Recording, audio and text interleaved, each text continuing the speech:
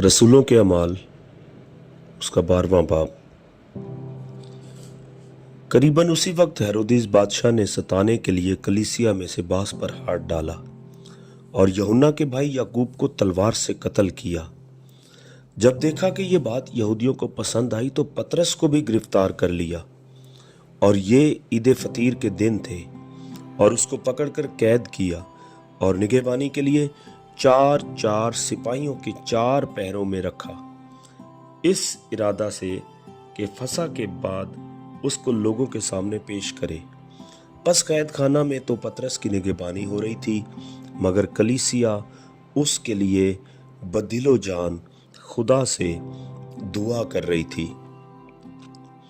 और जब हेरोदेस उसे पेश करने को था तो उसी रात पतरस 2 जंजीरों से बंधा हुआ 2 सिपाहियों के दरमियान सोता था और पहरे वाले दरवाजा पर कैद खाना की निगहबानी कर रहे थे कि देखो, खुदावन का एक फरिश्ता आ खड़ा हुआ और उस कोठरी में नूर चमक गया और उसने पतरस की पसली पर हाथ मारकर उसे जगाया और कहा कि जल्द उठ, और जंजीरें उसके हाथों में से खुल पड़ी।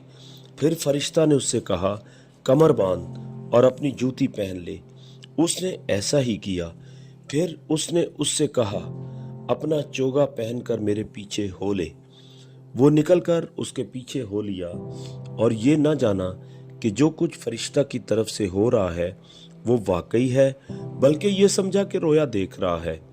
बस वो पहले और दूसरे हल्का में से निकलकर उस लोहे के फाटक पर पहुंचे जो शहर की तरफ है। वो आप ही उनके लिए खुल गया। बस वो निकलकर कूचा के उस सिरे तक गए और फौरन फरिश्ता उसके पास से चला गया।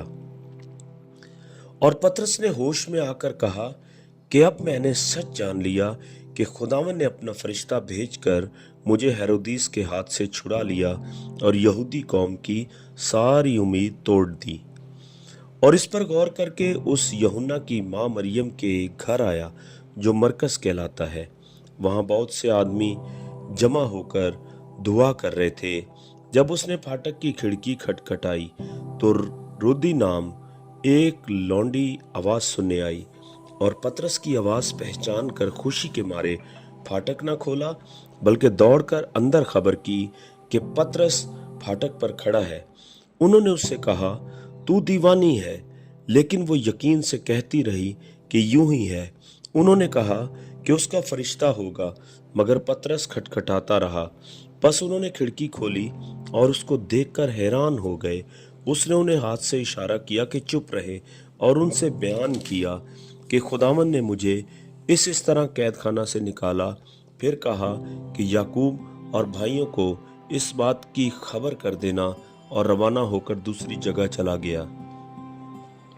जब सुबह हुई तो सिपाही बहुत घबराए कि पतरस क्या हुआ। जब हेरोदेस ने उसकी तलाश की और ना पाया तो पहरे वालों की तहकीकात करके उनके कत्ल का हुक्म दिया और यहूदिया को छोड़कर कैसरिया में जा रहा। और वो सूर और सीधा के लोगों से निहायत नाखुश था। बस वो एक दिल होकर उसके पास आए और बादशाह के हाजिब बिलस्तस को अपनी तरफ करके सुलह चाही, इसलिए कि उनके मुल्क को बादशाह के मुल्क से रसद पहुंचती थी।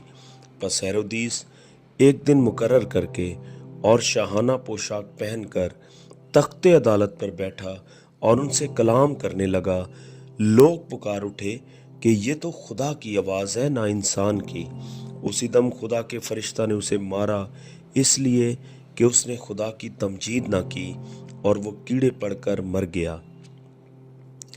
मगर खुदा का कलाम तरक्की करता और फैलता गया, और बरनबास और साउल अपनी खिदमत पूरी करके और यूहन्ना को, जो मरकस कहलाता है, साथ लेकर यरूशलेम से वापस आए।